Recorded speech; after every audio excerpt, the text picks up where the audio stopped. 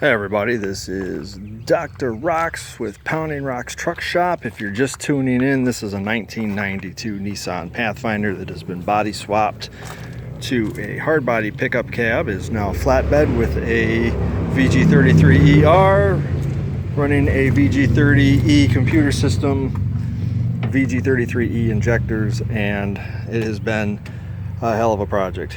Last video I showed you guys that I am replacing the OEM fuel pressure regulator with an Aero Motive bypass regulator with boost reference that is going to get mounted right over here underneath the wiper motor. This bolt right here is going to serve as the home.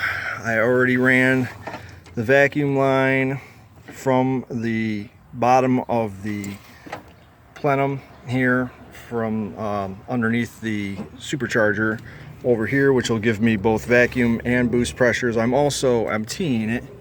That's a T right there. The other half of the T is going up to the boost gauge inside the cab.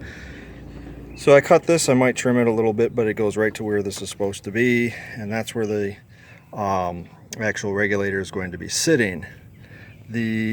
I've taken the fuel gauge, pressure gauge off of this line, and this is what I've come up with for a solution. I just put an 1/8 inch NPT plug in here with some plumber's tape on it, and that should hold. Eventually I will probably end up replacing this line from the top of the fuel filter down to that connection right underneath. I'll probably do that rather sooner rather than later, because I'm going to have the blower off, and that's the easiest time to get at those bolts.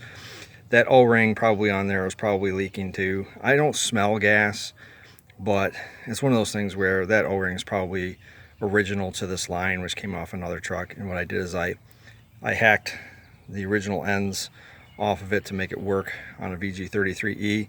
So I kept this connection down here, because that is no longer just a slide over nipple with a clamp. It's now a flange with an O-ring. And I just split the line. These are just brass fittings, and this is where the pressure gauge was, but it's on the feed side. I want to monitor the return side, because that's where all the action really happens on the fuel injection system on these trucks, because the regulator regulates it on the return side. So if the pressure gauge is over here on the actual regulator, then I can see what's going on even after the injectors. So I can see where I'm pressure dropping, if I'm pressure dropping, because up to this point here, this is just what the pump is doing before any activity happens in here, not what the regulator is really doing on the backside. So I figured it'd be more accurate to put it on the return side. Speaking with Aero Motive on the phone, this is going to work just fine.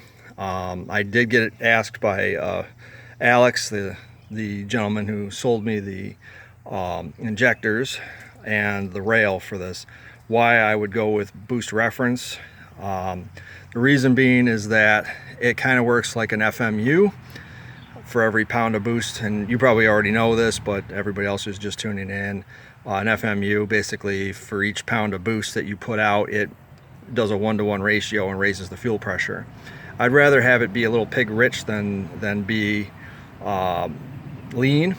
I'm not using a wideband yet. That's coming.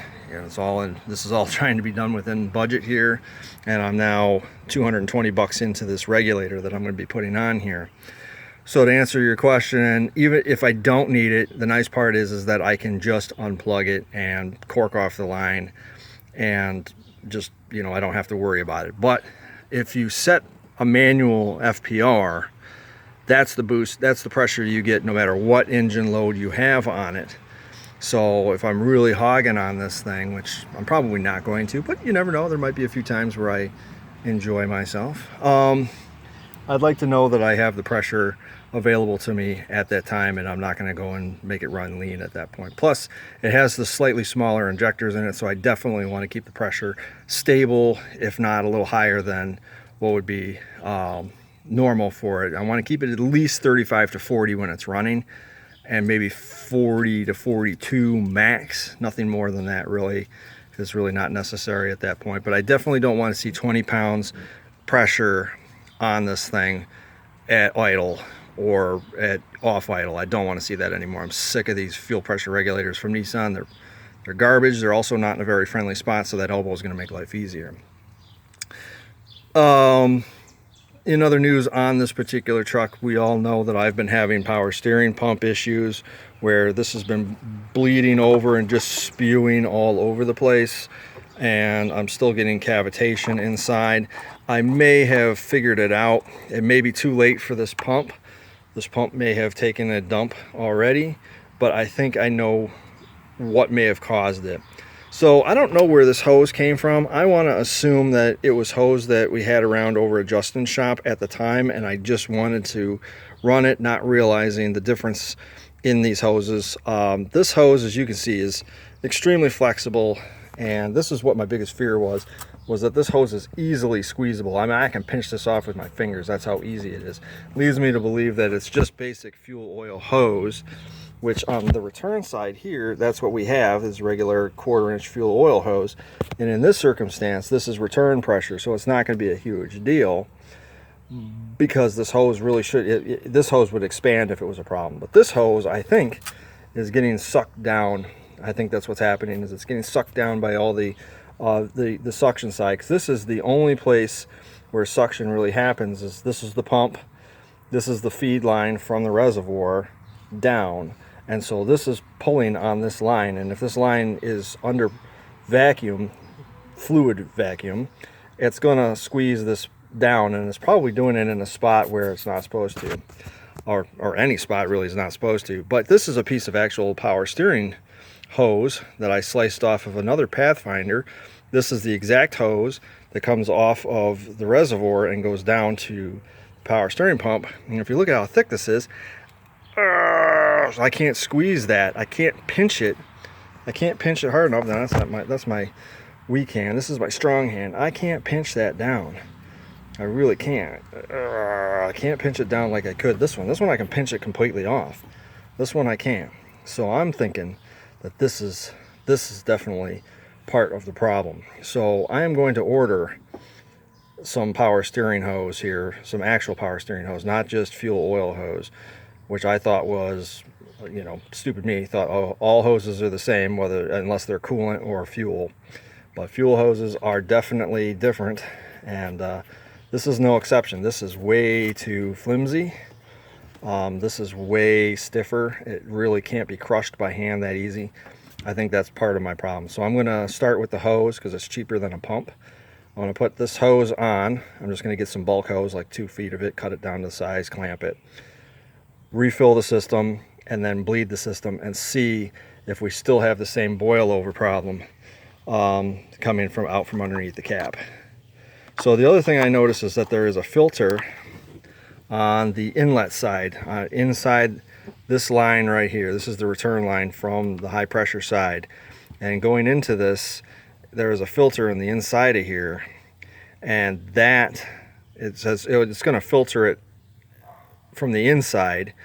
That might be plugged. That might be plugged. This reservoir might be junk. I might try a different reservoir and see if I get different results out of that as well. So we're just gonna, I have another reservoir. I actually have 2 different reservoirs. I might try that and see if I get better results out of that. At least I don't have to spend any money yet. Worst case scenario, we end up putting a pump on, and at least from the way I've cut this thing up, it's actually pretty accessible. So this is leaking. There's an O-ring behind this. This is a Xterra pump with a Pathfinder high pressure line. You can see this groove right here. This piece is supposed to be sitting in this groove, but because the Pathfinder and the Xterra pressure line is different, and I don't feel like replacing the whole damn thing, I'm just going to see if I can work my way around it. As I said, the book has never been written on this to this degree, so experimentation is 100% going right now. But at least it's easy to get this pump out, because this gap, which I do have material now that I can use to kind of form the rest of this inner fender. So let me know what you guys think in the comment section. Like, share, and subscribe. Please share this channel. We're getting throttled really bad right now. As I said, another video went up and it's only got a little over 20 views in 24 hours. That's telling me something. So if you guys could share it, that's like the biggest thing. Even liking it, commenting on it's fine, but the algorithm seems to be all about certain things that this channel is definitely missing. So I'm gonna work on it, put out some more material. Hopefully it kind of jogs it up a little bit. We'll see. Anyways, like, share, and subscribe. Let me know what you think in the comments down below. This is Dr. Rocks, Pounding Rocks Truck Shop, signing off. See ya.